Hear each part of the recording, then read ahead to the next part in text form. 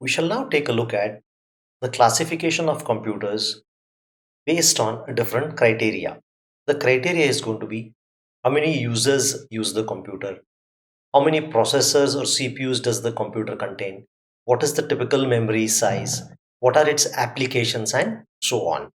So this is going to be the basis of classification of electronic computers. We're going to classify computers into four different types. The first is the microcomputer, the next is mini computer, then we have the mainframes, and finally the supercomputers. Now, when we take a look at the mini computers, it is also referred to as your PC or personal computers. Most of the computers in your life or in your career you're going to use are going to be of this particular type of personal computers. Typically, microcomputers have a single CPU. Okay, at the most they may have another processor called as the math processor if you are doing graphical applications. They have a facility for inputting generally to the keyboard. The output device is going to be the screen or the monitor, and you're going to have the processor, which is just going to be a single processor most of the time. Now, the interesting thing about these microcomputers is only a single user can use such a machine at a time. You cannot have more than one user working on these particular machines at the same given time. Now, examples of microcomputers happen to be your desktops, your laptops, your smartphones, your notebooks. These are all examples of your microcomputers. Where are they used? They're going to be used in your offices. Going to be used by you for learning programming, maybe watching movies, video games, entertainment, and so on and so forth. So most of the computers all your life you're going to encounter are going to be of the type of microcomputers. Now the next type of computers we shall take a look at are going to be known as the mini computers. These computers came about in the year around 1960. They are much more powerful than this microcomputers or the personal computers. They have more than two processors. They could have 8, 10, 15, 20, any number of processors, but generally they'll have more than two processors. The speed of processing of these particular mini computers is going to be in terms of millions of instructions per second, which is also known as MIPS. These machines are so powerful that at a time about 400 users can connect to these machines and work. Now, what do you mean by connection? Each user just has a simple monitor and a keyboard, and using the network cable he connects to this particular machine, and all the work is done by this particular mini computer. He is not having any processing power on his keyboard or monitor. His keyboard and monitor are known as dumb terminals because they do not have any processing power on their own. Examples of mini computers are machines like AS400, VAX 800, and these kind of machines are commonly used in small and mid-sized companies. Okay, it could be a company of just having 500 employees, 1000 employees, and 2000 employees. So mini computers are used in small and mid-sized companies, and users connect to these mini computers via dumb terminals. Dumb terminal stands for a computer just having a keyboard and monitor, and using a network the user is connected to this particular mini computer. Now the next type of computer we shall take a look at is going to be the mainframe.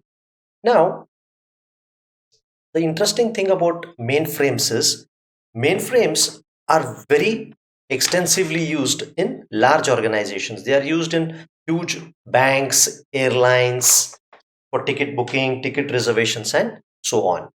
Now, this is a typical diagram of your mainframe. So here, if you see here, this is a small console or a monitor, and here is the keyboard for the operator to see what all things are being run on the mainframe at that given point of time.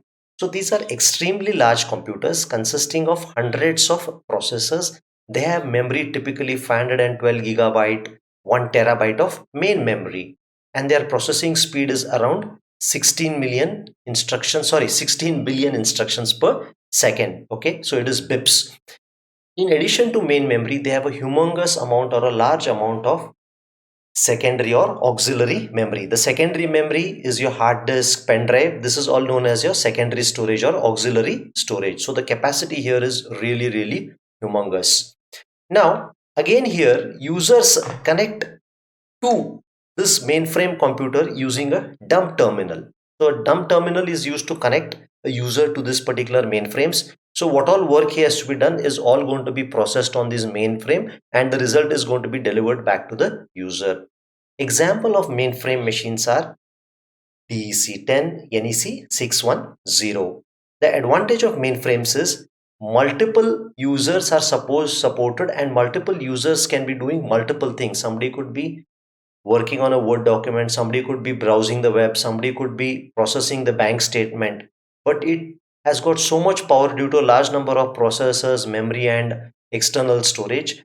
It responds to the user's task very fast. So the user gets the feeling that as though he or she is being exclusively attended to by this particular mainframe computer. But as power grows, so does the cost and complexity increases. So these are highly complex and costly machines. These are used by extremely large corporations like airlines, railways, big government organizations for weather forecasting, and so on. So these are highly expensive.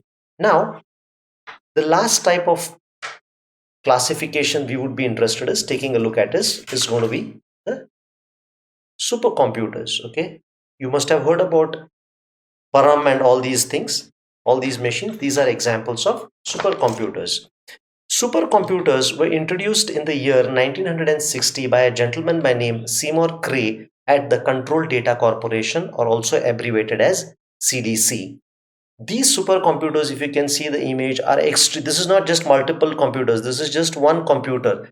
It occupies the entire flow. It's got thousands of processors, it's got humongous amount of main memory and tremendous amount of secondary or auxiliary storage.